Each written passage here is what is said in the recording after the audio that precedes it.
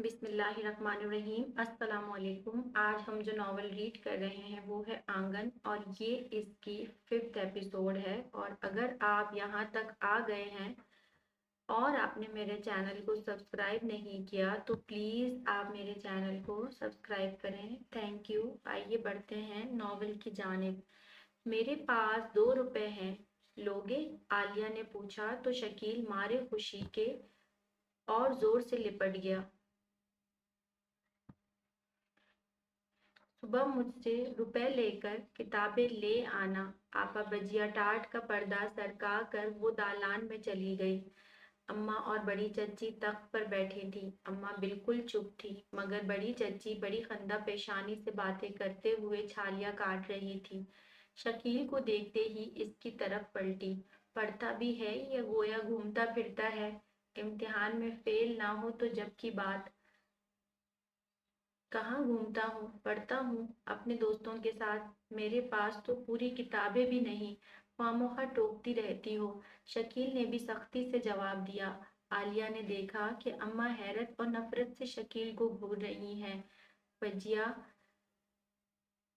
جب میں مڈل کر لوں گا تو اسی سامنے والے اسکول میں پڑھاؤں گا۔ کتنا بڑا اسکول ہے؟ شکیل کریمن بوا کے پاس چولہے کے سامنے بیٹھ گیا۔ مسنت آنے والا ہے۔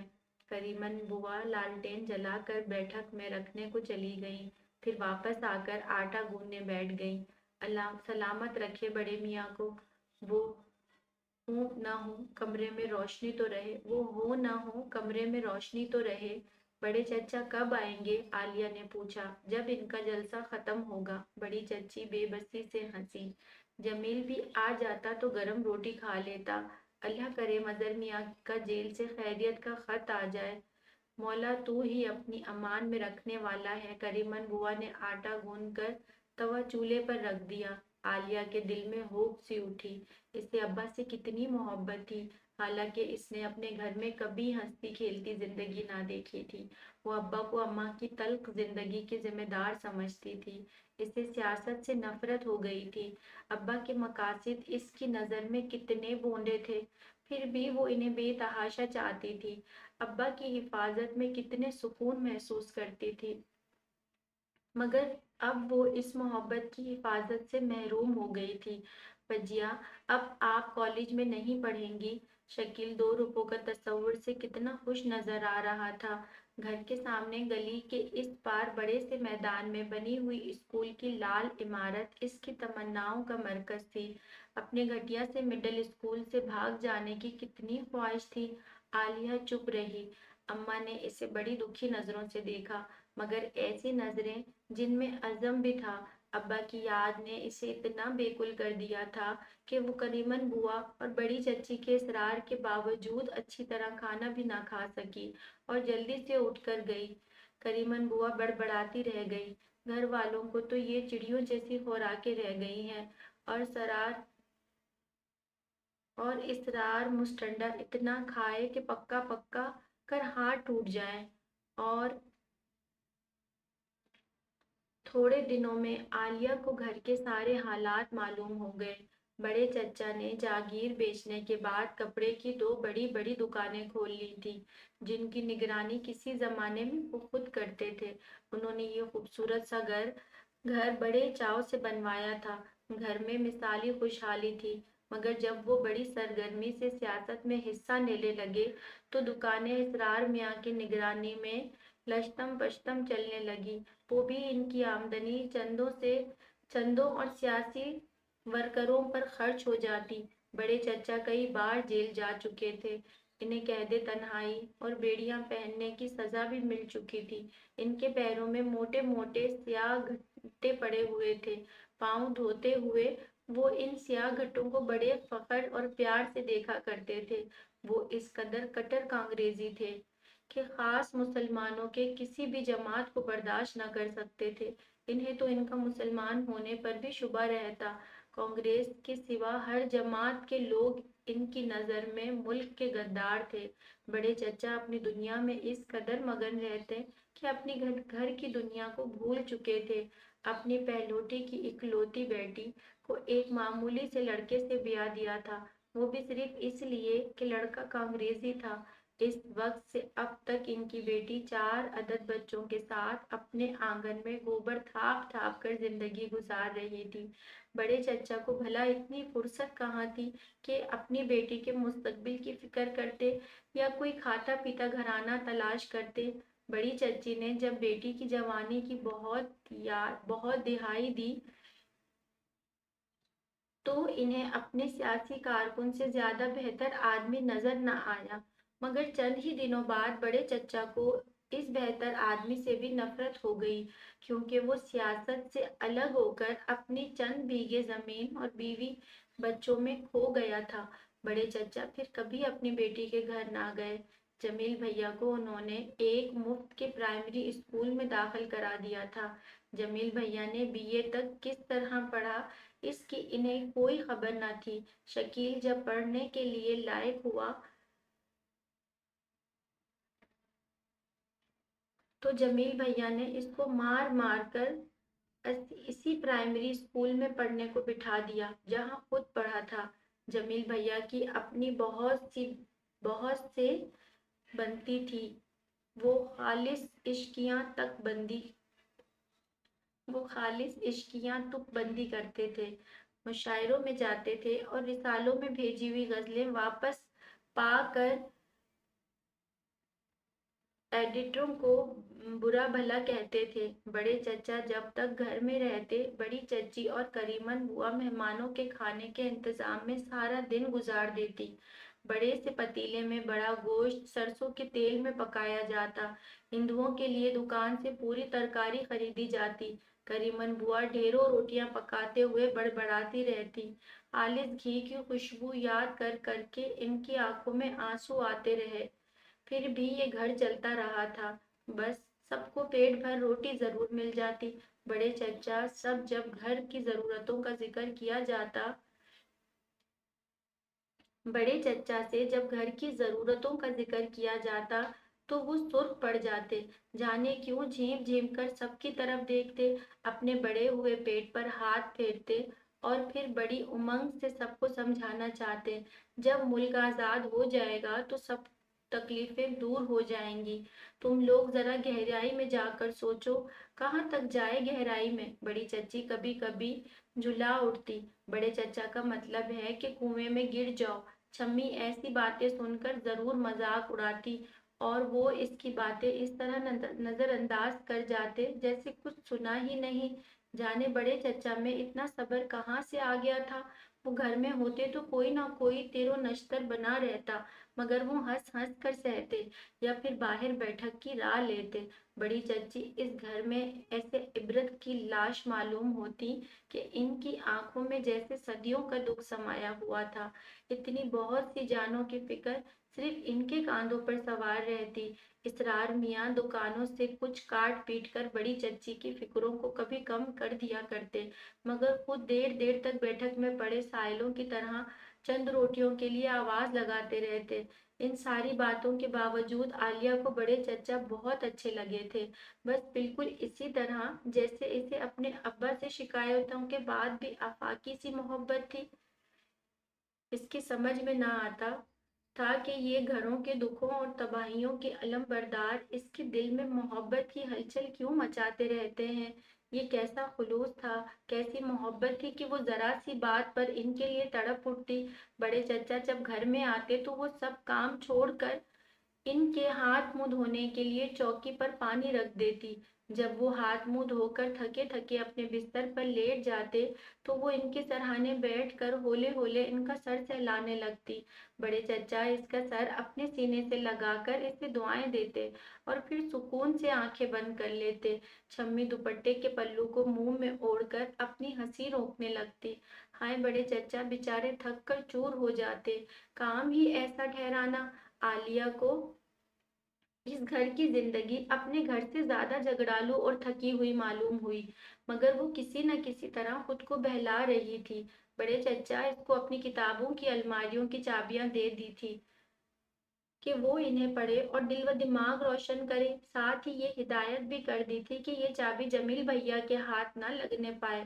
اس بیکار تک तुक बंद के लिए ये किताबें कोई हैसियत नहीं रखती। दोपहर के सन्नाटों में वो बड़ी एहतियात से एक एक किताब निकाल कर लाती और पढ़ती। इसका दिल इन किताबों के हर इस किरदार से हमदर्दी रखता था जिन्होंने आज़ादी और इंसान की फलाह और बहबूद के लिए गोलियां खाई, मगर वो इनसे खौफ भी महसूस करती थी। इसे यकीन था कि ऐसे लोग किसी से मोहब्बत नहीं करते। ये लोग शादियां करते हैं, बच्चे होते हैं और इन्हें तबाह कर देते हैं। इनका अपना घर दुनिया के किसी हिस्से में शामिल नहीं होता। इनके घर वाले इंसान नहीं होते। ये मोहब्बत के कदमों के कांटे होते हैं जो जरा देर में लहूलुहान कर देते हैं। अम्मा, बड़ी चच्ची, कुसुम दीदी और तहमीना आपा का अंजाम इसके सामने था। 17-18 साल की उम्र में वो कितनी समझदार हो गई थी। फिक्रों और गमों ने इसका बचपन कितनी जल्दी छीन लिया था। मामू का खत आया था। उन्होंने अम्मा को लिखा था कि इनकी भाभी के मशवरे के मुताबिक वो सारा रुपया इकट्ठा इन्हें भेजेंगे, बल्कि 30 रुपया महीना आलिया की तालीम के लिए भेजते रहेंगे, जिससे कपड़ा वगैरह भी बन जाएगा। बुरे वक्त में ज्यादा रुपया पास नहीं रखना चाहिए, हर एक की नजर पड़ती है। अम्मा ये खत पाकर बहुत खुश थी और 3 महीने बाद मनी आर्डर वसूल करते वक्त इनके हाथ खुशी से कांप रहे थे। मगर आलिया को गुस्सा आ रहा था कि एक तो 3 महीने बाद पूछा है, इस पर गुस्से से सिर्फ 30 रुपए महीने भेजने का फैसला किया। क्या वो इन खराब हालात में भी बड़े चचा पर बोझ बनी रहेगी? अम्मा से कुछ कहना बेकार था। मामू के खिलाफ कुछ कहकर वो अम्मा का दिल नहीं दुखाना चाहती थी। वो बड़ी खामोशी से अपने कमरे में चली गई। मामू के खत से इसकी जान जल गई थी। जिसके खत की बेचैनी से इंतजार था वो ना आया। इन 3 महीनों में अब्बा ने सिर्फ एक खत लिखा था, जिसमें बड़े चचा के पास आ जाने पर इज़हार खुशी किया था और आलिया को तालीम जारी रखने की हिदायत की थी। अपने लिए एक लफ्ज भी ना लिखा था। अभी वो सोच रही थी कि अम्मा ऊपर आ गई। सीढ़ियाँ चढ़ने की वजह से वो हाँफ रही थी, मगर इनका चेहरा खुशी से सुर्ख हो रहा था। भाभी कितनी होशियार हैं। इन्हें तो मालूम ही हो गया होगा कि यहाँ सब नंगे भूखे हैं, लूट खाएंगे। अम्मा सरगोशियों में बातें कर रही थी। जमील से कहकर तुम एक मास्टर का इंतजाम कर लो और घर बैठे इम्तिहान दो। मगर अम्मा, इन रुपयों से क्या होगा? हमें अपने अखराजात बर्दाश्त करने चाहिए। कुछ दिन की बात है, फिर अब्बा आ जाएंगे। बड़े चाचा ने बहुत अच्छा वकील किया है, अब्बा को कम से कम सजा होगी। क्या पता वो अफसर मरा तो नहीं, मगर इल्जाम तो कत्ल का है। जाने कब आए आए। अगर इनमें भी जरा सी शराफत होती तो अपने घर का ख्याल करते। अम्मा को शायद बीते हुए तल्ख दिन याद आ रहे थे। वो जाने क्या सोच रही थी। दुल्हन, ए दुल्हन। नीचे सहन में खड़े हुई बड़ी चच्ची अम्मा को आवाज दे रही थी।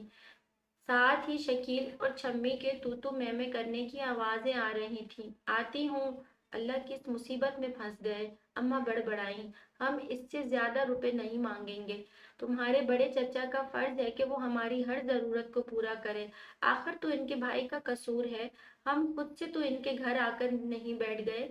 अम्मा जवाब सुने बगैर नीचे चली गई। तीसरा पहर था। धूप लौट चुकी थी। वो बड़ी देर तक अपने बिस्तर पर औंधी पड़ी रही। गली में खिलौने वाला झंझना बजाता और बड़ी सुरीली आवाज में सदा लगाता जा रहा था। वो रबड़ वाला बबुआ, ये मस्ताना बबुआ।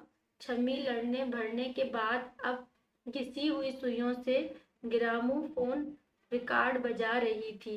इसने सोचा, इस तरह तो सारे रिकॉर्ड खराब हो जाएंगे। वो शकील से कहकर छम्मी के लिए सुइयों का एक एक डिबिया जरूर मंगा देगी।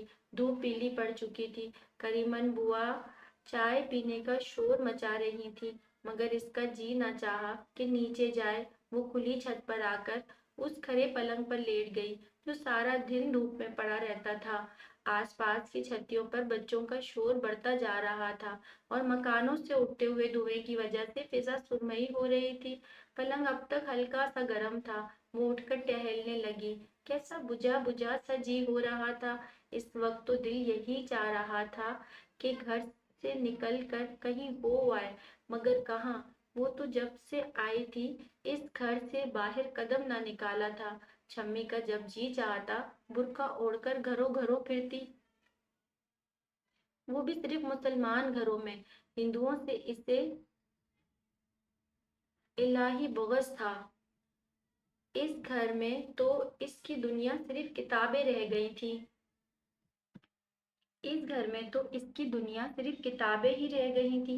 बड़े चचा की किताबों की अलमारी की चाबी उसने संभाल कर अपने बिस्तर में छुपा दी थी। करीमन बुआ चाय पीने के लिए पुकार रही थी। वो मजबूरन नीचे जा रही थी कि छम्मी इसकी चाय की प्याली लिए आ गई। इस वक्त छम्मी का गोल गोल चेहरा बेवकूफ़ी की हद तक संजीदा हो रहा था। वो आंखें हल्की सी सुर्ख पड़ी हुई थी। क्या बात है छम्मी? प्याली लेते हुए उसने पूछा। कुछ नहीं, अब्बा मियाँ का खत आया है। फिर सब खैरियत है ना? वो छम्मी की संजीदगी से डर रही थी। नहीं बजिया, उन्होंने लिखा है कि अब तुमको सिर्फ 10 रुपए महीना मिला करेगा, क्योंकि तुम्हारा एक भाई और पैदा हो गया है। इसका खर्च भी बड़ा है। उन्होंने पूरे 5 रुपए कम कर दिए हैं। अरे ये बात है। भाई मुबारक हो छम्मी। मेरा भाई क्यों होने लगा? अल्लाह करे मर जाए वो। मेरी अम्मा के साथ मेरे सारे भाई बहन मर गए। मैं अकेली हूँ, मेरा कोई नहीं है। इसने होंठ लटकाए। ऐसी बातें ना करो चम्मी। फिर आप ही बताइए कि हमारे अब्बा जितनी शादियां करें और इनसे जितने पिल्ले हों, वो सब मेरे भाई बहन होंगे। इसकी आंखों में आंसू आ गए। इस वक्त वो कितनी मासूम नजर आ रही थी। इसके चेहरे की साख भी कुछ ऐसी थी कि वो लड़ते भड़ते और गुस्से से पागल होते वक्त भी मासूम ही रहती। आलिया ने छम्मी को लिपटा लिया। इस वक्त मंजिले चचा उससे दुनिया के अजीम बरदार नजर आ रहे थे। उन्होंने दुनिया में बीवियां बदलने के सिवा कोई काम ना किया। छम्मी की माँ के इंतकाल के बाद उन्होंने 2 शादियां की और दोनों को जरा जरा सी बात पर तलाक दे दी। इनका तलाक देने का भी अजीब तरीका था। बैठक में जाकर तलाक लिखते और बीवी को अंदर भिजवा देते। बस इसी वक्त से बीवी से पर्दा करने लगते। मगर चौथी बीवी ने इन पर मुसीबतों का पहाड़ तोड़ दिया था। ताबड़तोड़ बच्चे पैदा करके इन्हें ऐसा जकड़ा कि रखा दुनिया का ना रखा। इधर छम्मी सबके लिए आजाद बनी हुई थी। बाप ने मोहब्बत से हाथ खींचकर इसे दुखों का पोत बना दिया था। मैं तो बिल्कुल अकेली हूँ बजिया। आपको तो सब चाहते हैं। जमील भैया भी आपको बहुत चाहते हैं। बाहर से आकर आप ही के इर्द गिर्द फिरते हैं। वो तंज से हंसी। आलिया ने कांप कर छम्मी को देखा। इसके सामने मेहंदी का लहलाता पूरा पौधा सूख कर स्याह पड़ गया और फिर कुसुम दीदी की सफेद साड़ी से पानी की बूंदें टपक कर जमीन में जज्ब हो गई। ला हौल वला। वो इतनी बुद्धू नहीं है। इसके साथ ये कुछ नहीं हो सकता। वो बेवकूफ आदमी जिसे बड़े चचा अपनी किताबों की अलमारी की चाबी तक नहीं देते। छम्मी, तुम तो बिल्कुल बच्चा हो। बस तुम मुझे समझती क्या हो? ऐसे ऐसे 10 जमील भैया आ जाएं तो मेरा क्या बिगाड़ लेंगे? छम्मी ने आलिया की आंखों में गौर से झांका, जैसे वो सच की तलाश में हो। फिर कुछ मुतमईन सी होकर आलिया के लिपट गई। मैं खुद यही समझती हूँ कि हमारी बजिया ऐसी थोड़ी हो सकती है। वो बड़े फखर से हंसी। पर बजिया, आप ये तो बताएं कि अब इतने रुपयों में गुजारा कैसे होगा? मुझे तो कोई 200 रुपये भी भेजने वाला नहीं। छम्मी, इससे अब्बा याद आ गए। वाह, मेरे 10 रुपये जो होंगे वो आपके नहीं होंगे बजिया। छम्मी ने रूठ कर प्याली उठा ली। बस ये ठीक है, मैं तुमको इसमें से एक पैसा ना दूंगी। आलिया ने इसे खुश करने को कहा। अरे हाँ भजिया, वो कल हमारे कमरे में जलसा होगा। जैसे छम्मी जैसे सब कुछ भूल कर चौंकी। कैसा जलसा? आलिया ने इसे हैरत से देखा। अरे मुस्लिम लीग का जलसा भजिया। पर बड़े चचा जो नाराज होंगे। तुम दिल से रहो ना मुस्लिम लीगी। आलिया ने इसे समझाना चाहा। वो कौन होते हैं नाराज होने वाले? मैं क्या इन्हें मना करती हूँ कि काफिरों के जलसों में ना जाया करें, मगर तुम्हारे मुस्लिम लीगी होने से क्या फायदा हो गया? आलिया को दुख हो रहा था कि यहाँ तो सब पागल हैं। कुछ नहीं होता, बस मैं मुसलमान हूँ इसीलिए मुस्लिम लीगी हूँ। वो बड़े फखर से हंसी। बताशे बटेंगे बजिया, ठीक रहेगा ना? छम्मी, इतने से रुपए आए हैं और तुमको पूरा महीना गुजारना है। क्यों खामोखा ये हरकतें करती हो? आलिया ने इसे फिर से समझाना चाहा।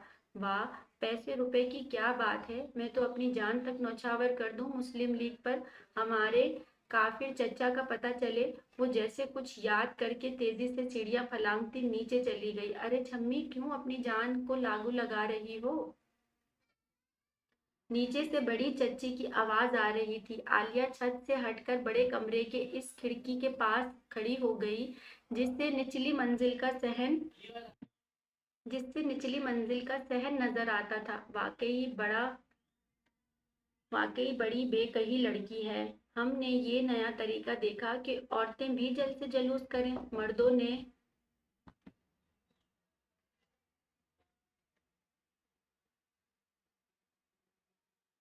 ने क्या कम घरों का सत्यानाश कर रखा है। अम्मा सहन में बिछे हुए पलंग पर बैठी छालियां काट रही थी। हमारा जो जी चाहता है करते हैं, छम्मी ने अपने महज लहजे में कहा और हाथ पर पड़ा हुआ बुर्खा ओढ़ कर चली गई।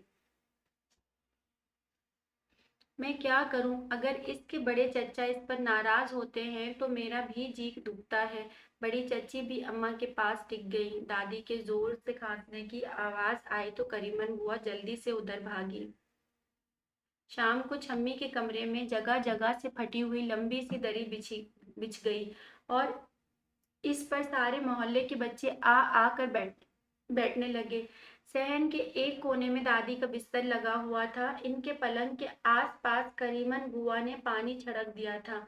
वो नन्ही सी पंखियां हाथ में लिए हौले हौले हिला रही थी और बड़ी इबरतनाक खामोशी के साथ छम्मी और बच्चों का शोर सुन रही थी। इनके चेहरे से कर्ब के आसार जाहिर हो रहे थे।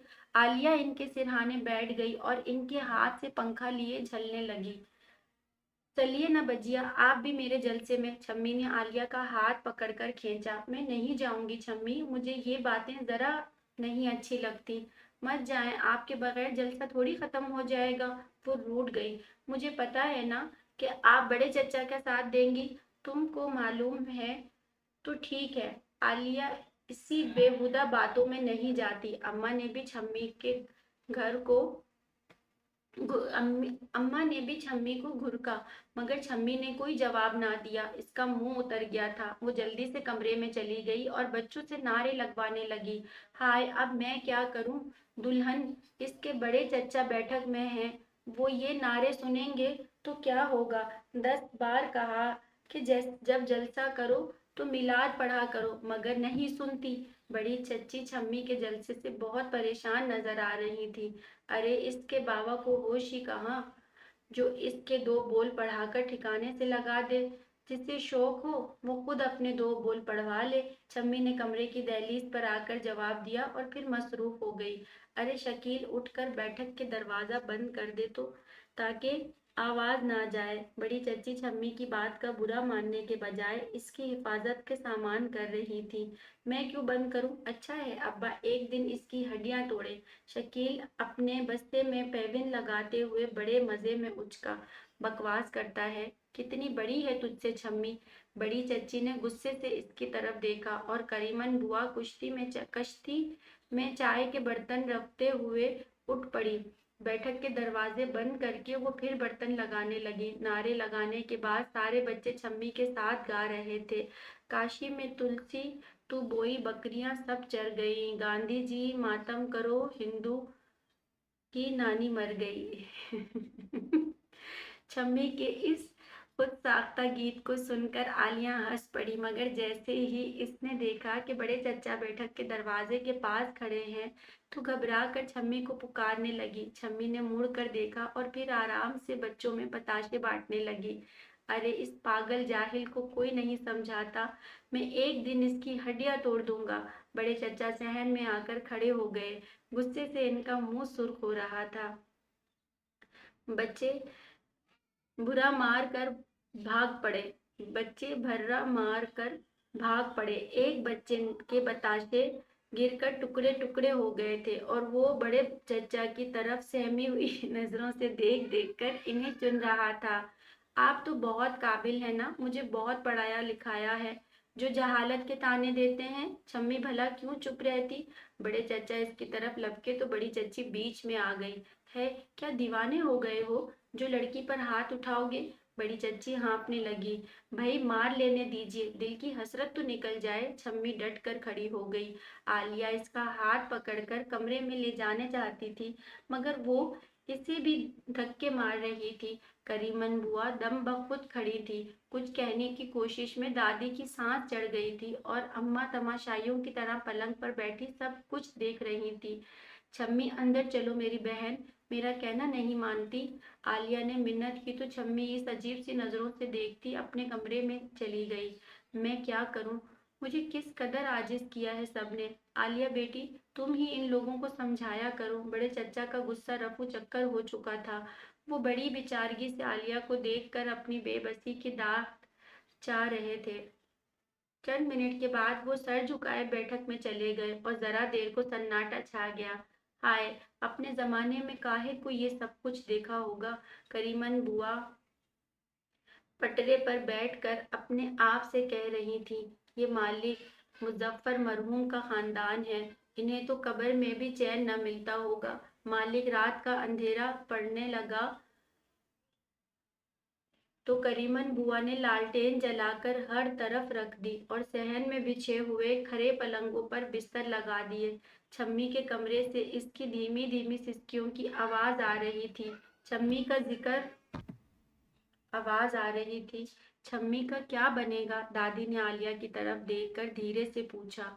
अब इनकी सांस काबू में आ चुकी थी। मोहब्बत ने दम अटका रखा है। आलिया से कुछ भी ना कहा गया। इसने दादी का हाथ थाम लिया। इस जिंदगी के साथ कितने बखेड़े होते हैं। छम्मी दादी को कुछ भी ना समझती थी, मगर वो बिस्तर पर पड़े पड़े इसका सहारा बनी हुई थी। क्या हुआ है आलिया बेगम। जमील भैया ने घर में दाखिल होते ही सवाल किया और फिर लोहे की जंग आलूदा कुर्सी पर बैठ गए। इस वक्त बड़ा सन्नाटा छाया है। जमील भैया जब इसे आलिया बेगम कहते तो इससे ऐसा महसूस होता कि वो जहर घोल रहे हैं। वो चुप रही। मुस्लिम लीग का जलसा हुआ था यहाँ। बड़े भैया ने डांटा था। बस इतनी सी बात अम्मा ने बड़ी फसादी अंदाज में कहा।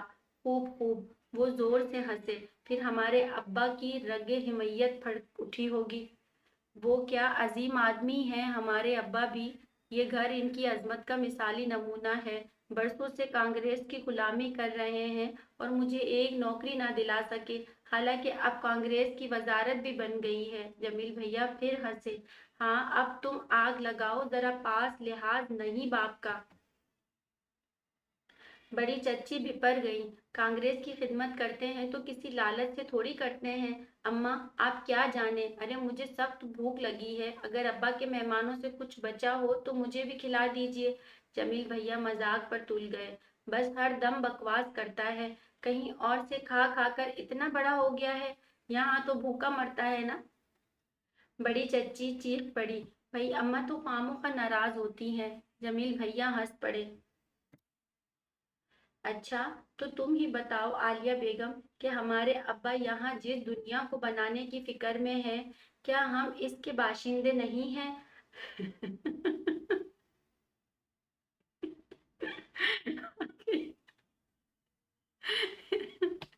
आखिर हमें क्यों तबाह किया जा रहा है।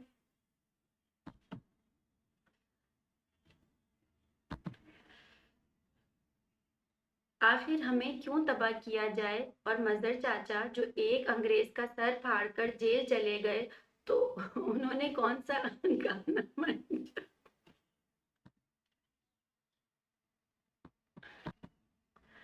कौन सा ऐसा कारनामा अंजाम दिया है। क्या उन्होंने तुम सबको तबाह नहीं किया। अब तुमको इस घर में कितनी तकलीफ होगी। तुम लोगों ने कितने ठाठ की जिंदगी गुजारी थी। अब तो मैं भी किसी लायक नहीं।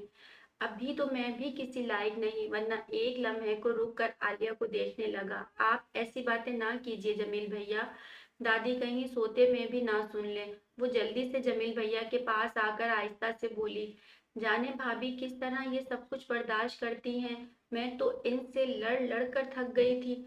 भला क्या मिला इन्हें अंग्रेज दुश्मनी में। अम्मा ने ठंडी आ भरकर पान की गिलोरी मुंह में रख ली। क्या तुम मेरे साथ खाना न खाओगी? आलिया बेगम, जमील भैया ने करीमन बुआ के हाथ से कुश्ती लेते हुए पूछा। नहीं भैया, अभी हमें भूख नहीं। वो उठकर छम्मी के कमरे में चली गई। वो अब तक अपने बिस्तर पर ऊंधी पड़ी सिसक रही थी। चलो बाहर चलें छम्मी, अंदर तो बड़ी गर्मी है। आलिया ने इसे जबरदस्ती उठाया। छत पर चलकर टहलेंगे।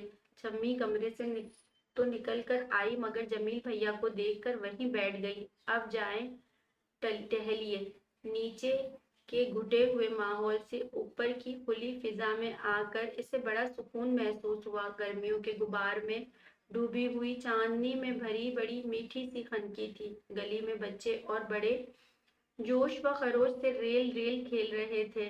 ज्यादा खुश होते तो मुस्लिम लीग जिंदाबाद और कांग्रेस जिंदाबाद के दो चार नारे भी लगा देते। जब वो सीटी बजाते और छुप छुप करते और चले जाते तो एकदम सन्नाटा छा जाता। छत की मुंडेर के पास खड़े होकर इसने देखा कि हाई स्कूल की इमारत दरख्तों के घने साए की वजह से अंधेरे में डूबी हुई थी।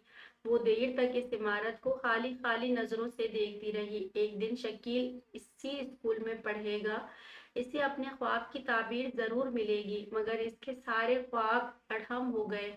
वो किसी कॉलेज में ना पढ़ सकेगी।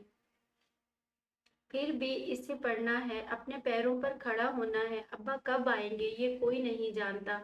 बड़े चचा इसे कितने मायूस नजर आते। जब वो अब्बा के मुकदमे के सिलसिले में बात करती है तो वो इधर उधर की बातें छेड़ देते। सोचते सोचते जब आलिया ने आसमान की तरफ देखा तो चांद से बड़ा मटियाला मालूम हुआ। आलिया उसने चौंक कर देखा तो जमील भैया इसके पीछे खड़े थे। यहाँ अकेले क्या कर रही हो? कुछ नहीं भैया। तन्हाई में भैया के वजूद से वो घबरा गई। भैया इधर उधर देख रहे थे। यहाँ घबराती होगी आलिया, अगर तहमीना जिंदा होती तो शायद तुम खुश रहती और शायद हमारी शादी भी हो चुकी होती। यकीन जानो कि ये शादी मेरी इंतहाई मुखालिफत के बावजूद हो रही थी। फिर भी जब वो मरी है तो एक बार मुझे ऐसा महसूस हुआ कि मैं रंडवा हो गया हूँ। जमील भैया ने जैसे दुख से आंखें बंद कर ली। मगर अब आप इन बातों का जिक्र क्यों कर रहे हैं? वैसे ही मुझे इससे हमदर्दी थी ना, मुझे सब कुछ मालूम था। और मुझे तो ये भी यकीन है कि वो अपनी मौत नहीं मरी। जमील भैया ने इसकी आंखों में आंखें डाल दी। अब तो मैं आपके घर में हूँ, जो चाहे कहिए। इसने मुंह फेर लिया, मगर जमील भैया फिर उसके सामने आ गए। सुनो तो आलिया, मैं इतना बुरा तो नहीं हूँ। बात यह है कि सफदर का मेरे पास खत आया था। इसने इल्तिजा की थी कि तहमीना से शादी ना करूं। मुझे इससे मोहब्बत है, फिर भी मैंने इससे शादी को रुकवा ना सका। आज तक अपने आप को मुजरिम समझता हूँ। अगर मेरा बस चलता तो सफदर और तहमीना की शादी करा कर दम लेता, मगर वो एक लम्हे को चुप हो गए। तुम तो मुझे नफरत मुजरिम नहीं समझती।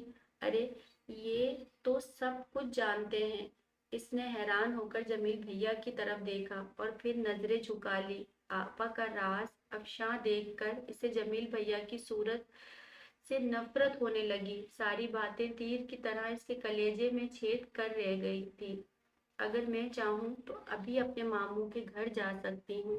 मामू की हकीकत जानते हुए भी और किसी का नाम लेकर धमकाती। तुम जा ही नहीं सकती। मुझे तुमसे मोहब्बत है। फिर मैं क्या करूँगा? जमील भैया का पसीजा हुआ ठंडा हाथ इसके हाथ को दबोचने लगा और उसे ऐसा महसूस हुआ कि वो छंद पे धंस रही है। मारे कमजोरी के वो अपने आप को बचा भी नहीं सकती। इसने बड़ी बेबसी से जमील भैया के ठंडे हाथ की तरफ देखा और उसे एकदम वो मेंढक याद आ गया जो बरसात के दिनों में इसके हाथ पर कूद गया था। इसने डर कर आंखें बंद कर ली और इसके मुंह से चीख निकल गई। फिर जाने इसे क्या हुआ, वो चीखती ही चली गई। जब इसने जब इसने आंखें खोली तो सब लोग इसके पास जमा थे। अम्मा रो रही थी और बड़े चाचा कोई माजून